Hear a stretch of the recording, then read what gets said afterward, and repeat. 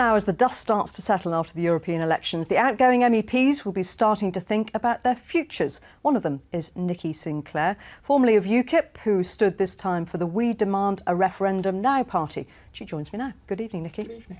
So you've got 5 weeks left in post. What are you going to do after that?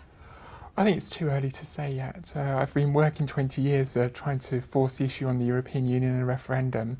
So I want to probably keep the pressure on that in whatever I do. I think it's important for this country to have that debate sooner rather than later. So staying in politics, you think, because the amount of energy that's required for this kind of job is immense, isn't it? But then on the other hand, when you stop, what do you fill it with? Well, that's going to be a difficulty because it's been 80-hour weeks for 5 years and probably prior to that as well. So it's what am I going to do now? That's a good question. It's too early to say. But, you know, I will always be working towards that referendum that I think this country needs. Do you think we'll see you standing at the general election? I think it's incredibly unlikely that I'll be standing at the general election next year. I think probably going to take a break from elected politics, but I think it was Tony Benn that said he was going to retire from Parliament to actively engage in politics. Yes, exactly. He did indeed, yeah. Now, everyone was predicting UKIP would do well. Yeah. But did you think that they would do quite so well? Over 27% of the vote with 24 MEPs. I think they did exceptionally well, and I do congratulate them. I did think it became, you know, Nigel Farage v politics, and I think that the public, the machine kind of came in and people wanted to protest, and that's what it did. And he calls himself, you know, he's the fox in the Westminster henhouse. And I call upon the main parties to be the farmer with the shotgun and to shoot the fox.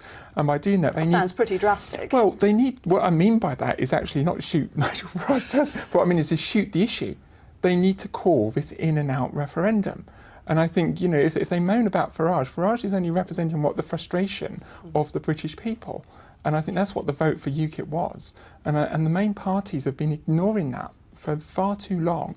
And it's about time they actually listened to the British people and gave us that referendum sooner rather than later. Just returning to you, Nikki, a couple of years ago you were arrested on suspicion to defraud the European Parliament. You're still on bail. This has been going on for an awfully long time. How has this affected you personally, particularly during your election campaign? Well, it hasn't been helpful, and it's not obviously a very nice thing to have. You know, let's make clear that absolutely I refute any allegations. You know, in my time as an MEP, audited, I put more than £120,000 of my post-tax salary back into my work. Indeed, and I think that's been made clear. I'm just interested to know how you feel that's impacted on you during your campaign. It's been absolutely awful. You know, I haven't even answered questions about this for 18 months to the police, and it's just been there hanging over the head. And it's been really difficult, especially, you know, when you feel, you know, well, I'm innocent of this. So it's just been absolutely frustrating. There's nothing you can do about it, and I do think it's an anomaly in our legal system that I don't think should be allowed to carry on. And just finally, Nikki, getting a severance pay isn't unusual, but you'll pick up £32,000 in severance pay or a transitional allowance from the European Parliament. Will you take it? Well, you know, it was actually me that it was me that leaked this document. But will you take it? Unlike the BBC, who refuses... Will you take the payment? Well, I can't get a job in another parliament. It's a redundancy. I've been working for 20 years, and most people get a redundancy payment. Yeah. So it's a redundancy payment. And unlike the BBC, I'm quite transparent about the playoffs.